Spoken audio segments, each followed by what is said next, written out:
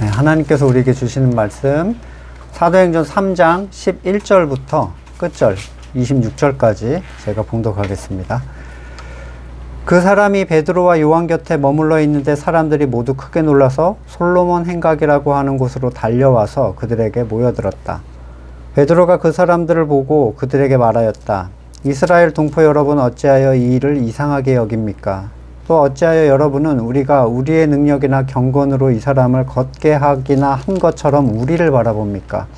아브라함의 하나님과 이삭의 하나님, 야곱의 하나님, 곧 우리 조상의 하나님께서 자기의 종 예수를 영광스럽게 하셨습니다. 여러분은 일찍이 그를 넘겨주었고 빌라도가 놓아주기로 작정하였을 때에도 여러분은 빌라도 앞에서 그것을 거부하였습니다. 여러분은 그 거룩하고 의로우신 분을 거절하고 살인자를 놓아달라고 청하였습니다.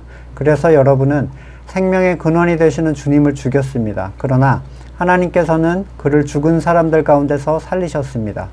우리는 이 일의 증인입니다. 그런데 바로 이 예수의 이름이 여러분이 지금 보고 있고 잘 알고 있는 이 사람을 낫게 하였으니 이것은 그의 이름을 믿는 믿음을 힘입어서 된 것입니다. 예수로 말미암은 그 믿음이 이 사람을 여러분 앞에서 이렇게 완전히 성하게 한 것입니다.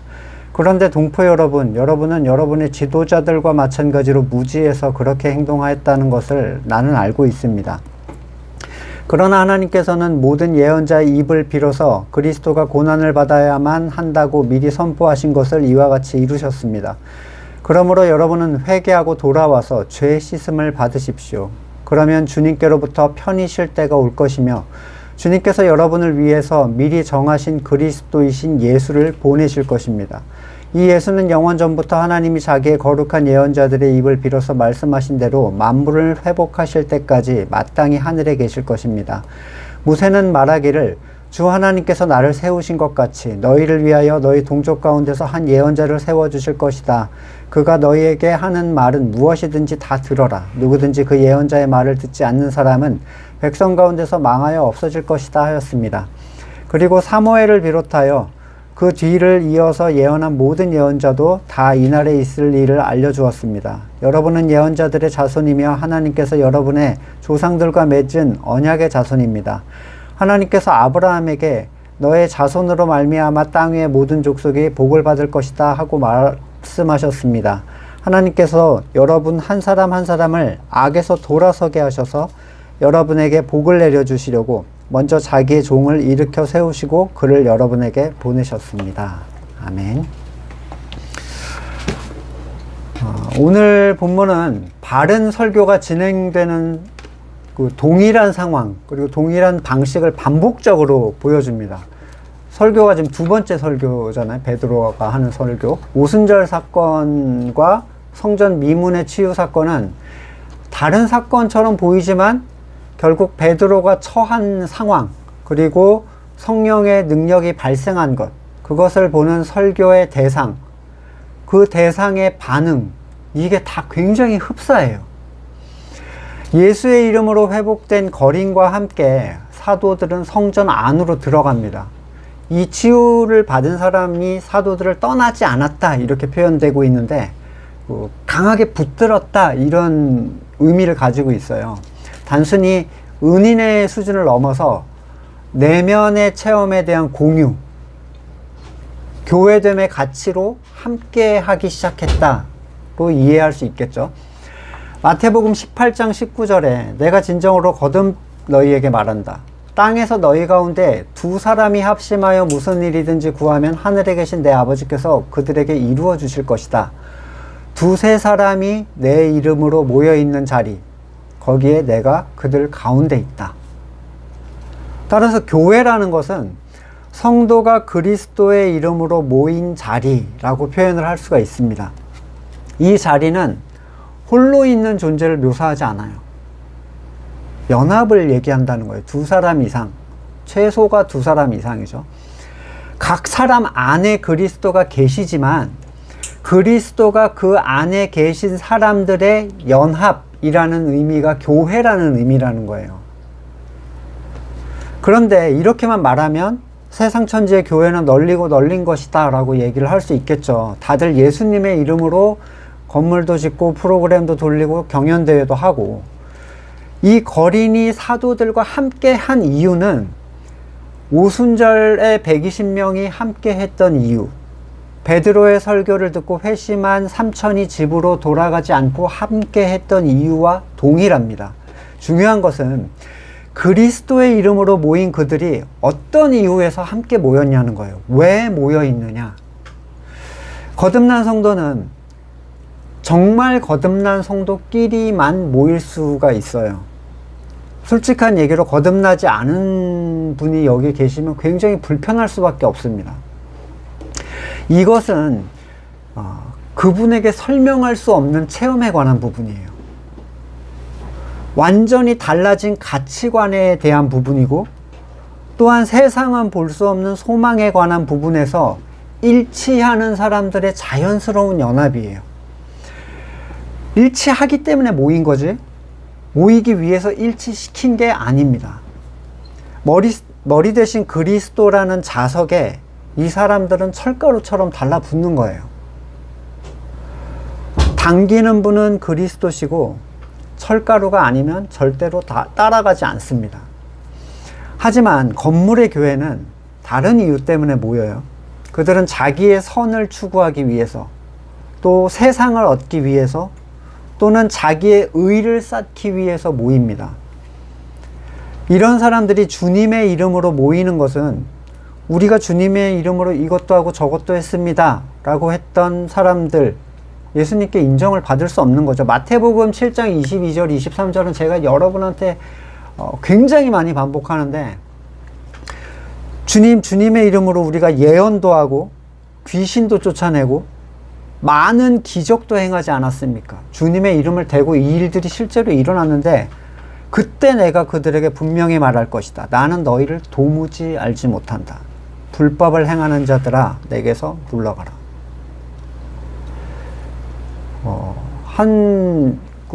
기독교인이 이름이 기억이 안 나는데 렘브란트였나? 그 사람이 했던 얘기가 있어요.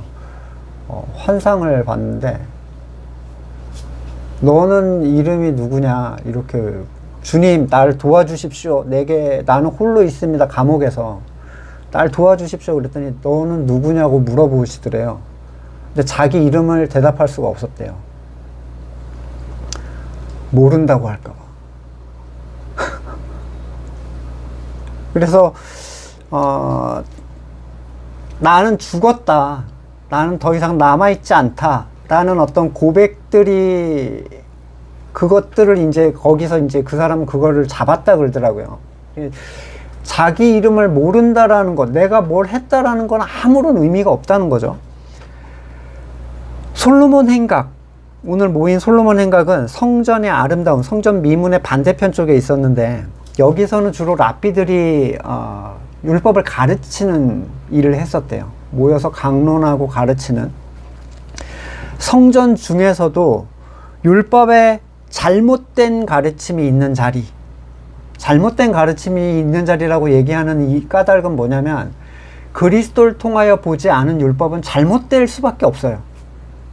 그러니까 다른 걸 가르치고 있는 자리인 거죠. 그 자리 가운데 이 은혜를 누린 사람들의 그룹이 딱 들어갑니다. 옛 성전 안에 새 성전이 지금 들어가 있는 거죠.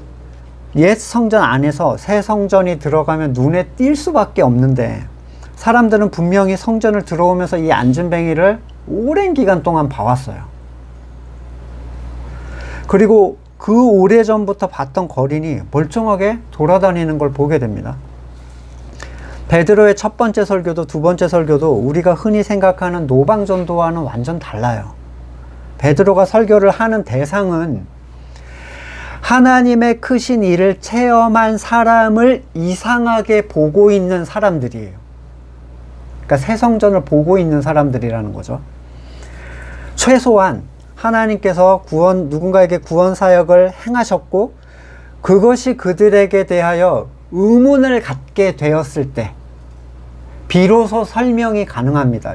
무슨 얘기냐면, 이상하게 생각하지 않는데, 야, 이게 왜 이렇게 된 거냐면이라고 설명할 수가 없는 거예요. 구약에서 사울은 하나님의 영을 받을 때 다른 사람이 될 것이다 이렇게 얘기를 합니다. 사무엘상 10장 6절 이하에 그러면 그대에게도 주님의 영이 강하게 내려서 그들과 함께 춤추고 소리 지르면서 예언하고 그대는 전혀 다른 사람으로 변할 것입니다. 이런 일이 그대에게 일어나거든 하나님께서 함께 하시는 증거이니 하나님이 인도하시는 대로 따라가십시오. 자, 전혀 다른 사람이 된다는 의미조차도 지금은 교회 일을 열심히 하는 사람 또는 착하게 사는 사람으로 이해가 되지만 근본적으로 이 메시지는 자기의 선이 부정되고 인간의 모든 의를 무가치하게 여기는 태도의 변화를 얘기하는 거예요. 세상에는 존재하지 않는 사람이란 말이에요. 이런 사람은. 옛 언약 안에 있던 자들은 자기의 선을 이루기 위해 하나님을 찾았고 하나님의 마음에 들기 위해서 자기의 의를 쌓았었어요. 그런 자들 가운데 자기의 선과 의를 거부하는 사람들, 이 거듭난 사람들은 이상하게 보일 수밖에 없습니다. 마치 다들 나뭇잎 치마를 지금 엮어서 자기를 가리려고 하고 있는데 치마를 만드는 행동을 안 하고 있는 거예요. 왜 저러고 있지? 이렇게 하나님의 영으로 변화된 사람을 이해할 수 없어 하는 사람들이 있어야 비로소 이 의미를 설명할 기회가 생기는 거죠. 근데 아쉽게도 우리가 아는 거의 대부분의 전도는 하나님의 능력을 봐서 이상하게 여기는 사람이 없는데 실행이 돼요. 기적을 누려서 완전하게 변한 사람도 없는 상태에서 전도가 일어납니다. 그러니까 거듭남을 체험한 사람도 없고 그 본질적 변화를 보고 이상하게 여기는 사람도 없는데 설교가 진행이 된다는 거예요. 분명히 말씀드리지만 여기서 말하는 변화는 뭐 술 마시던 사람이 술 끊고 밖에서 돌던 사람이 가정적으로 변하는 그런 얘기를 하는 게 아니에요. 사람이 가지고 있는 타고난 본질, 선악의 주권자됨을 내려놓은 자들이 교회가 된 사람들이고 이 사람들을 볼 때 자기 의를 추구하던 사람들은 놀랍게 생각하면서도 이상하게 여깁니다. 저게 왜 저런 행동을 하는 거지? 뭔가 달라졌는데 우리가 추구하던 일을 따라서 하진 않아요. 그렇다고 신앙을 떠나는 것도 아니야. 뭔가 이상한 거죠. 뭔가.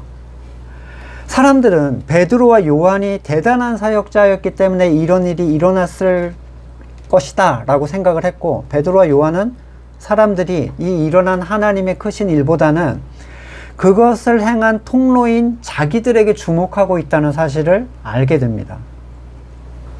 사역에 대해서 그 주권과 영광을 사역자가 가져오는 일은 너무나도 쉽게 일어나는 일이죠.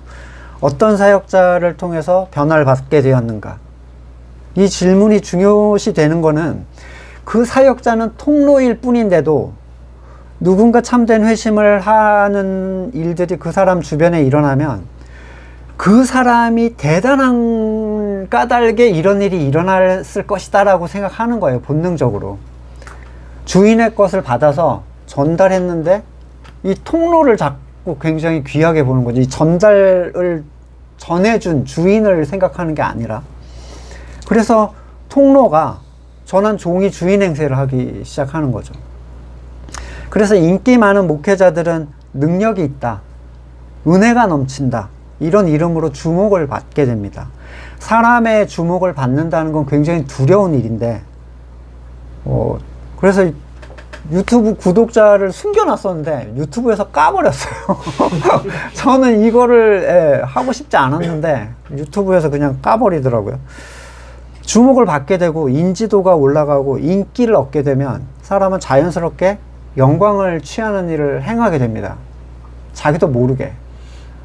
나 100만 유튜버야. 뭐 이렇게 되는 거예요. 점점.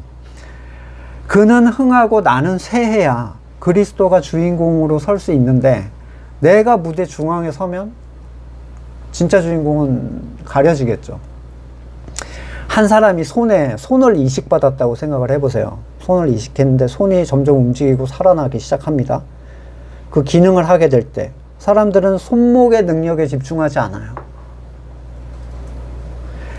손목은 단지 머리로부터 오는 신호에 따라서 혈액을 공급하고 신경을 연결해서 바르게 돌아가게 하는 통로의 역할을 맡았을 뿐이죠.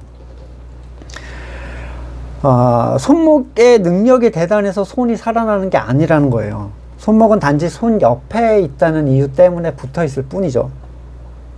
세상은 대단한 사역자를 찾아왔었고 아마 지금도 그럴 겁니다.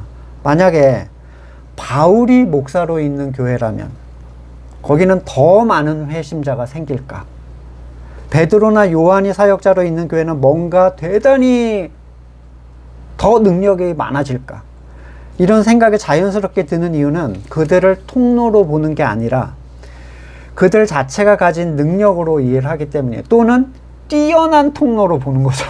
통로여도 엄청난 능력을 통과시킬 수 있는 통로. 바울이 대단한 믿음의 선배임은 분명하지만 그가 소유한 믿음 때문에 하나님께서 계획하신 것 이상의 것을 뽑아낼 수 있겠냐는 거예요. 또는 저는 바울과 비교할 수 없이 부족한 사람이지만 저의 부족함 때문에 하나님께서 계획하신 것이 실패하겠냐는 거예요. 하나님의 나라의 모든 것은 하나님의 계획을 따라 때에 따라 공급하시는 하나님의 능력에서 일어나는 일이에요. 제가 하나님 앞에서 부족하고 온전히 서지 못한다면 저 때문에 하나님의 일이 제한을 받겠는가? 그게 아니라 제가 하나님의 일에 참여하지 못할 뿐입니다. 제가 떨어질 뿐이에요. 하나님의 일은 그냥 계속 진행되는 거예요. 사탄도 막지 못한 게 하나님의 일입니다.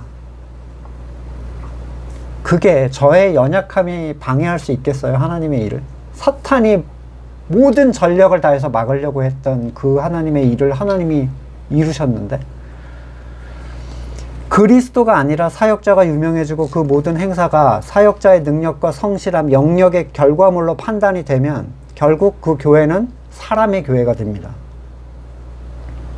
이런 가정을 해볼게요. 능력이 충만하면 아무나 가도 거기에서 영향을 받겠는가?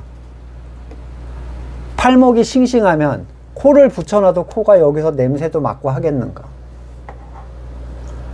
유능한 사역자가 머리 대신 그리스도나 성령의 임재보다 더 중요한 시대가 됐습니다.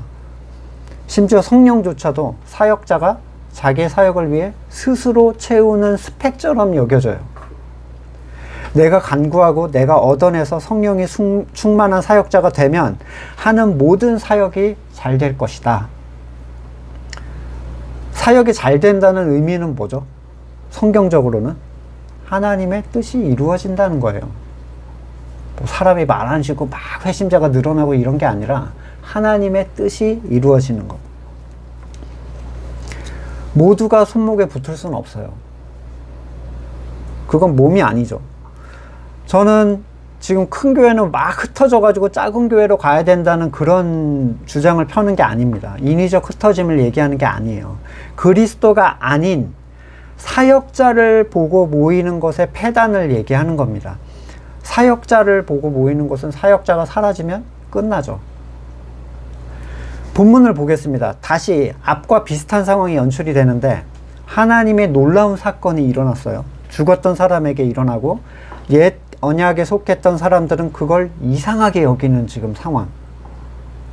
근데 베드로는 다시 율법에 속한 사람, 심지어 이 사람들은 어떤 사람들이냐면 솔로몬 행각에서 율법을 배우려고 찾아온 사람들, 또는 가르치려고 거기 갔던 사람들,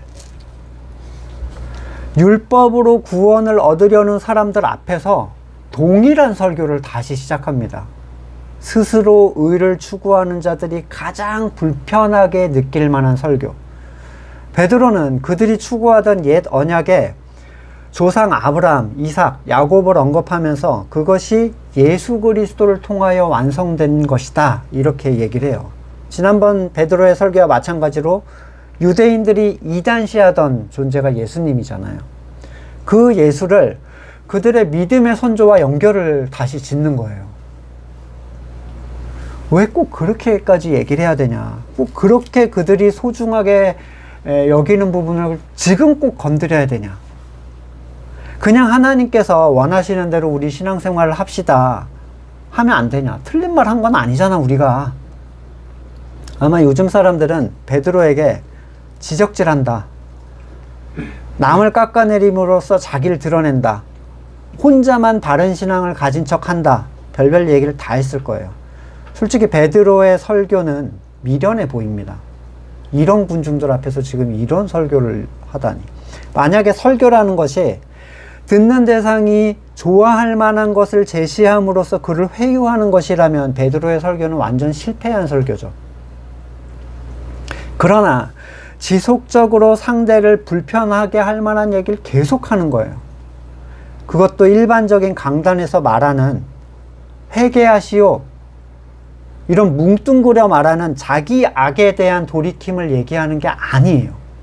자, 자기 악이라는 건 뭐냐면, 제가 자기 선에 대한 얘기 많이 말씀드리죠. 자기 악은 뭐겠어요? 내가 생각할 때 악하다고 생각하는 거예요.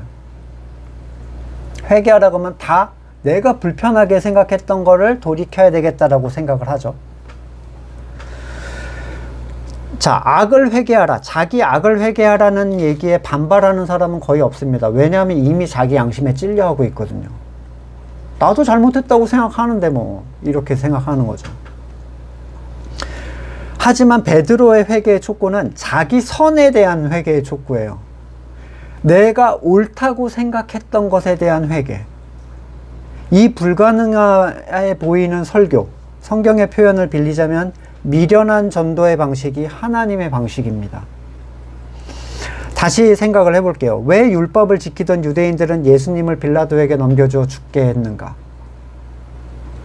예수님이 스스로 쌓던 을을 가치 없게 여겼어요. 빌라도는 그게 죽을 죄가 아니라고 얘기를 했지만 유대인들에게 그건 죽을 죄였습니다. 은혜는 율법으로 구원을 얻으려는 자들을 정죄해요. 되지도 않는 걸로 하고 있다라고 얘기를 해버리는 거죠. 도움이 필요한 자들이 스스로 그걸 자꾸 추구한다고 지적을 하는 거예요. 이 사람들은 자기 의를 위하여 하나님의 의를 거절했습니다. 로마서 10장 2절, 나는 증언합니다. 그들은 하나님을 섬기는데 열성이 있습니다. 그러나 그 열성은 올바른 지식에서 생긴 것이 아닙니다. 그들은 하나님의 의를 알지 못하고 자기 자신들의 의를 세우려고 힘을 씀으로써 하나님의 의에는 복종하지 않게 되었습니다. 그러므로 그리스도는 율법의 끝마침이 되셔서 모든 믿는 사람에게 의가 되어 주셨습니다. 자, 하나님을 섬기는데 열심이 있다는 건 아무런 의미가 없어요. 우리는 열심을 되게 가치 있게 보지만 전혀 의미가 없어요. 왜냐하면 그 열심으로 더 강력하게 대적하거든요. 그 열정의 순수함, 헌신, 그런 것이 그리스도의 의 앞에서 무슨 가치가 있겠습니까? 그 이어붙인 나무 치마가 무슨 가치가 있겠어요?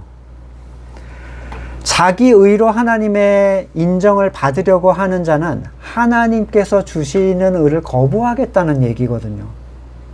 베드로는 하나님의 크신 일, 지금 거듭난 사건이죠. 이걸 보고 이상히 여기는 율법을 지키러 온 유대인들에게 회개를 촉구하는 거예요. 자, 회복된 존재들을 바라보는 영적 장애인들인 거죠. 지금 이 사람들은. 우리는 그의 이름을 믿음으로써 이 가치를 누리게 되었다. 이 얘기를 하는 겁니다. 옛 언약은 어떤 거예요? 네가 노력해서 네 힘으로 구원을 얻어라. 이 얘기예요. 하지만 새 언약은 성하게 하시는 분을 믿어서 은혜로 성하게 될 것이다 라는 약속입니다. 옛 언약에 대한 그들의 실패를 지적하지 않으면서 어떻게 새 언약을 얘기를 해요?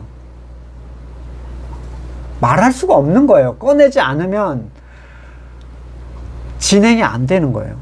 스스로 하려는 것의 무가치함을 받아들이지 않으면 주시는 의의 가치를 누릴 수가 없습니다. 옛 것이 지나가야 새 것이 올 수 있고 새 수를 헌부대에는 넣을 수가 없는 거예요. 베드로는 그들이 무지하기 때문에 그랬다라고 얘기하는데 17절에서 말하는 이 무지함은 이성적 무지함이 아니죠. 영적 무지함입니다. 사람이 스스로 의를 쌓을 수 있다고 주장하는 건물교회의 사람은 없어요. 하나님 앞에서 우리는 스스로 의를 쌓을 수 있다 이렇게 얘기하지 않아요. 아무도. 그들도 다 그리스도의 의로 우리는 구원을 얻는다고 얘기합니다. 하지만 그 얘기가 끝난과 동시에 자기 의를 행하죠. 그러니까 자기가 한 말과 그게 상충된다는 것 자체를 인지를 못하는 거예요. 그게 영적으로 가려져 있기 때문인데, 베드로가 말하는 이 무지함은 새 언약을 볼 수 없는 가려진 눈을 얘기하는 거고, 이게 고린도후서에 말했던 3장 14절에 이스라엘 백성의 생각은 완고해졌습니다. 그리하여 오늘날에 이르기까지도 그들은 옛 언약의 책을 읽는 때에 바로 그 너울을 벗지 못하고 있습니다. 그 너울은 그리스도 안에서 제거되기 때문입니다.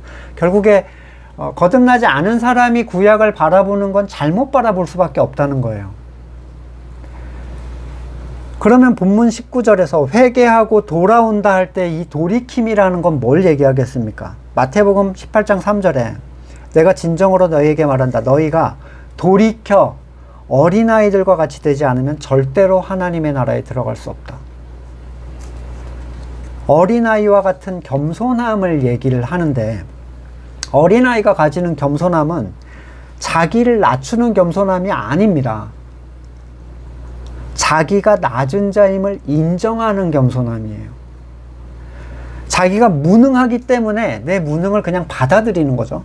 근데 어른들의 겸손은 일반적으로는 어른의 겸손을 생각해요. 이 본문을 생각하면서 어른의 겸손은 능력이 됨에도 불구하고 나대지 않는, 또는 예의 바른 모습의 그런 태도를 얘기를 해요. 어른의 겸손과 어린아이의 겸손은 정의 자체가 다릅니다. 위급함이 되면 어른은 해버려요. 겸손함이고 뭐고 위급하면. 근데 어린아이는 위급해도 할 수가 없어요. 능력이 없으니까. 세상은 약한 자가 자기를 낮추는 것을 누구도 겸손이라고 얘기하지 않습니다. 돈이 없는 사람이 돈이 없는 척 하는 걸 겸손이라고 하는 사람이 어디 있어요? 힘이 없어서 도와달라고 하는 사람을 겸손하다라고 하는 사람이 어디 있습니까? 돌이켜 회개한다는 것은 에덴에 있었던 첫사람의 모습을 우리로 하여금 그리게 하는데, 하나님께서 주신 의로 입었던 곳, 하나님의 선악의 주권에 따라 모든 것을 누렸던 곳, 혼자서는 아무것도 할 수 없었던 그곳, 거기가 에덴이죠. 예수님은 스스로 나는 아무것도 할 수 없다 이러셨어요. 예수님은 세상에서도 에덴을 사셨죠. 그런데 성도가 스스로 무엇을 의도하고 진행하는 일이 가능하겠습니까? 하물며 그분의 지체라고 하는 자들이. 이건 스스로 자기를 제어해야 되는 부분이 아니에요. 나를 제어한다는 것 자체가 이미 어른의 겸손이죠. 베드로는 이러한 돌이켜 회개를 하면 어떤 때가 온다라고 얘기를 하냐면, 자기 선을 이루어 주실 때가 온다는 게 아니에요. 기도하는 것들이 이루어지는 때도 아닙니다. 내가 영광을 받을 때가 아니라 주님께로부터 편히 쉴 때가 올 것이다, 이렇게 얘기를 해요. 히브리서 4장에는 이 쉼에 대한 얘기를 굉장히 본질적으로 얘기를 해줍니다. 그러므로 하나님께서 주시는 안식에 들어가리라는 약속이 아직 남아있는 동안에 여러분 가운데서 거기 미치지 못하는 사람이 아무도 없도록 두려운 마음으로 조심하십시오. 그들이나 우리나 기쁜 소식을 들은 건 마찬가지입니다. 그런데 들은 그 말씀이 그들에게 아무런 유익이 되지 못했습니다. 그들은 말씀을 듣고서도 그것을 믿음과 결합시키지 않았기 때문입니다. 구체적으로 이 기쁜 소식은 뭘 얘기합니까? 안식이에요. 쉴 수 있게 됐다는 거죠. 의에 대하여 은혜로 입는 의를 우리는 입었기 때문에 나뭇가지를 치마를 만드는 그 행위를 할 필요가 없다는 거예요. 해도 계속 떨어지고 해도 마르면 잎 다 떨어지고 수치가 드러나는 그 행동을 이제는 쉴 수 있어. 근데 이걸 머리로만 이해하고 이 행동을 쉬지 못하는 사람들이 많아요. 3절 이어서 보시면, 그러나 그 말씀을 믿은 우리는 안식에 들어갈 것입니다.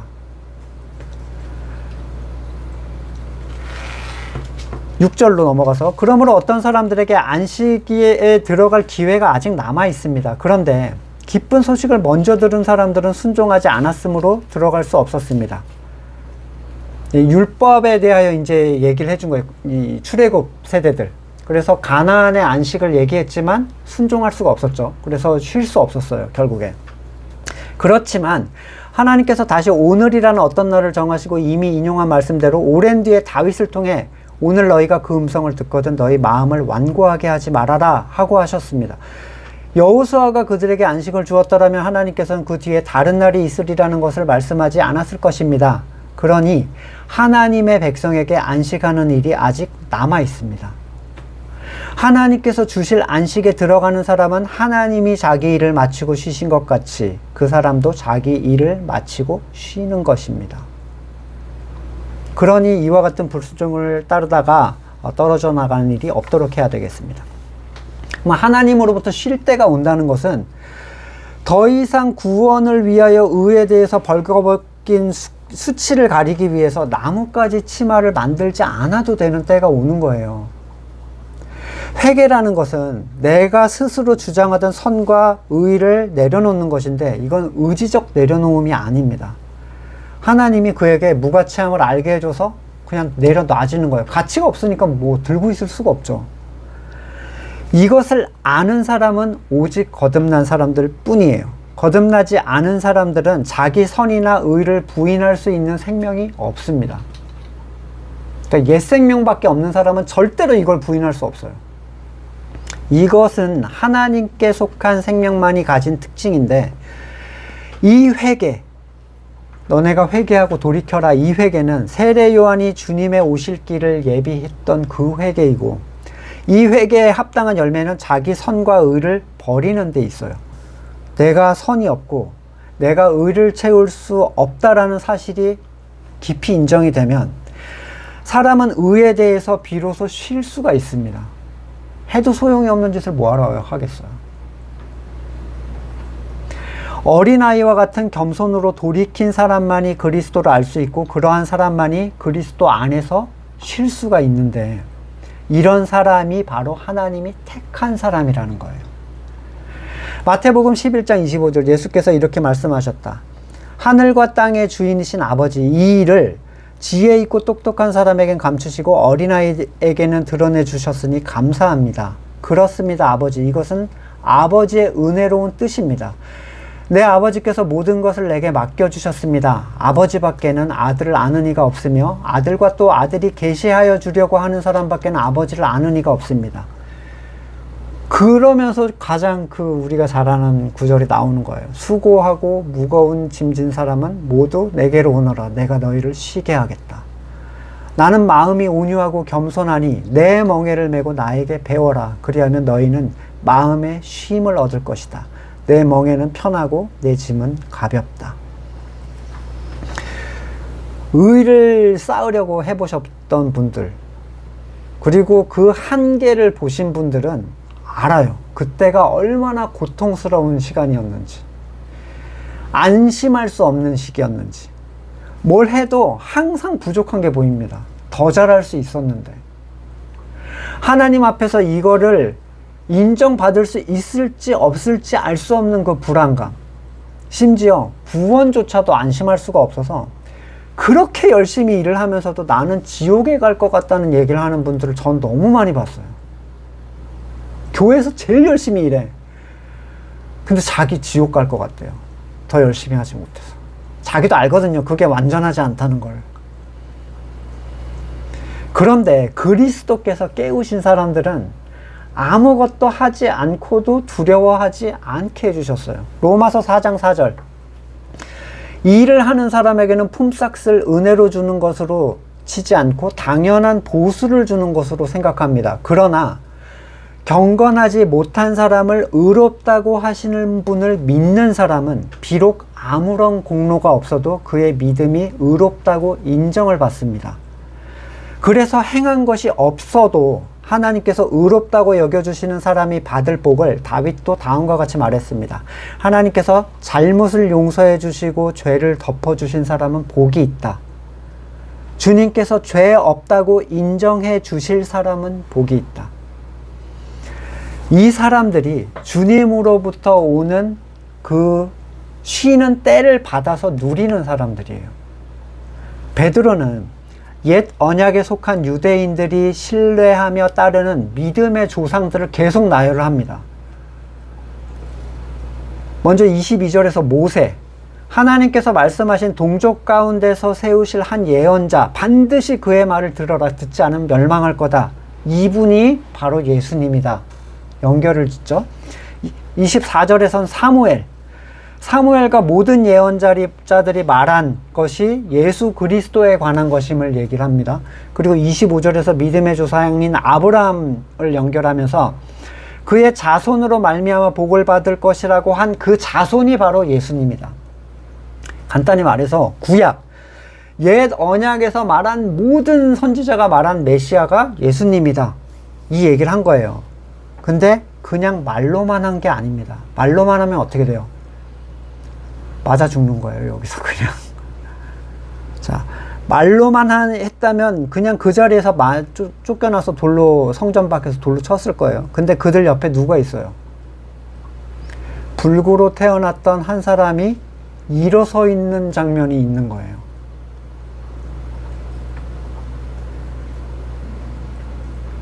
이것 때문에 이들의 설교가 힘을 얻는 거예요. 함부로 할 수 없는 거예요. 거듭난 사람이 그 옆에 있으니까. 누구도 거듭난 체험을 해보지 못했으나 예수는 그리스도라고 증언하는 건 힘이 없습니다. 그러나 실제로 거듭난 사람이 나타나면 나병에서 깨끗해지고 귀신이 나가고 소경이 보게 되고 안진뱅이가 일어나고 억눌린 자가 자유케 되는 일을 옛 언약에 속한 자들이 보면서 이상하게 생각할 때 예수가 그리스도라는 이 증언은 엄청난 힘을 갖게 돼요. 이건 부인할 수 없는 거거든요. 기적의 증인이 옆에 서 있으니까요. 거듭남의 모든 과정에는 하나님의 선택이 가장 우선이 됩니다. 아무리 우리가 조건을 갖추었다 해도 이 조건이 모두에게 영향을 끼치는 건 아니에요. 하나님께서 깨우실 사람들에게 영향을 끼칩니다. 26절 보시면 하나님께서 여러분 한 사람 한 사람을 악에서 돌아서게 하셔서, 그러니까 돌아서는 주체가 내가 아니라 하나님이에요. 바꿔버린 거죠. 하나님 한 사람 한 사람을. 같은 복음을 들어도 왜 어떤 사람에겐 아무 의미가 없이 들리는데 어떤 사람에게는 가치가 있게 들리고 어떤 사람에겐 정죄감을 주는데 어떤 사람에겐 자유함을 얻게 해줄까? 그게 택하심의 섭리입니다. 고린도후서 2장 15절에 나오는 향기 얘기. 우리는 구원을 얻는 사람들 가운데나 멸망을 당하는 사람들 가운데나 하나님께 바치는 그리스도의 향기입니다. 그러나 멸망을 당하는 사람들에게는 죽음에 이르게 하는 죽음의 냄새가 되고 구원을 얻는 사람들에게는 생명에 이르게 하는 생명의 향기가 됩니다. 이런 일을 누가 감당할 수 있겠습니까? 거듭난 사람들인 거예요. 항상 같은 향을 내고 있지만 맞는 사람에 따라 다른 향으로 느끼는 거죠. 여러분에게 복을 주시려고 그리스도를 우리에게 보내셨다는 베드로의 마지막 말은 영적인 복의 가치를 가장 분명하게 정의해 주는데, 누가 복을 받은 사람인가? 그리스도의 의를 받아서 누리며 쉬는 자예요. 의에 대하여 쉬는 자. 이게 베드로가 말한 복이에요. 그것이 천국에 가는 보장이고 하나님의 자녀됨의 확증입니다. 의에 대하여 쉬게 될 때. 기껏해 얼마 있다 사라져버릴 세상의 어떤 것을 누리고 취하는 일은 그리스도를 통한 복의 가치에 합당하지 않습니다. 거듭난 사람, 이 사람들은 세상에 속한 사람들에게 이상하게 보여요. 근데 이상하게 보이는 사람이 없으면 설교는 힘을 잃습니다. 그러니까 이걸 교리적으로 전하는 건 의미가 없어요. 거듭난 사람이 있어야 돼, 반드시. 전하는 사람이든 그 옆에 누구든 간에. 그러지 않으면 그냥 모든 말은 이론에 불과하며 심지어 목사들조차도 성경 말씀대로 사는 것은 치우친 것이란 얘기를 해요. 너무 우리는 생생한데 그분들은 그렇게까지 가면 안 된다라고 얘기를 합니다. 여러분에게 이러한 일들은 어떻게 일어났는가? 그렇다면 분명히 하나님께서 그 사건을 사용하시어 생명을 흘려보내실 통로가 지금 된 거예요. 참된 연합을 통해서 든든히 서갈 수 있는 교회가 되기를 간절히 소망합니다. 이러한 성령의 사건 속에서 우리는 본질적인 것을 바라볼 수 있어야 되고, 이러한 선포를 통해서 어떤 일들이 일어나는가를 우리는 본문을 통해서 살필 수 있어야 되겠습니다. 말씀을 놓고 같이 잠깐 기도하겠습니다. 앉은 자, 태어나면서부터 앉은 자가 일어서게 되는 이 일들 속에서 우리가 바라볼 수 있는 가치들이 어떤 것인지 한번 다시 돌이켜 볼 수 있기를, 그리고 이것들을 선포하고 전달할 수 있는 존재로서 우리가 어떤 것들을 얘기해야 되는지 같이 고민해 볼 수 있기를 원합니다. 같이 잠깐 기도하겠습니다. 성령을 통하여 일어나는 자연스러운 하나님의 사역들을 바라봅니다. 참으로 그리스도 안에서 쉴 수 있는 우리가 되기를 원하며, 그 쉼을 또한 전달할 수 있는 우리가 되기를 원합니다. 지금은 우리 구주 예수 그리스도의 은혜와 하나님의 사랑과 성령의 교통하심이 참된 쉼 안으로 들어가기를 원하는 우리 성도들과 그의 삶의 자리 가운데 지금으로부터 영원까지 함께 하시기를 간절히 축원드립니다. 아멘.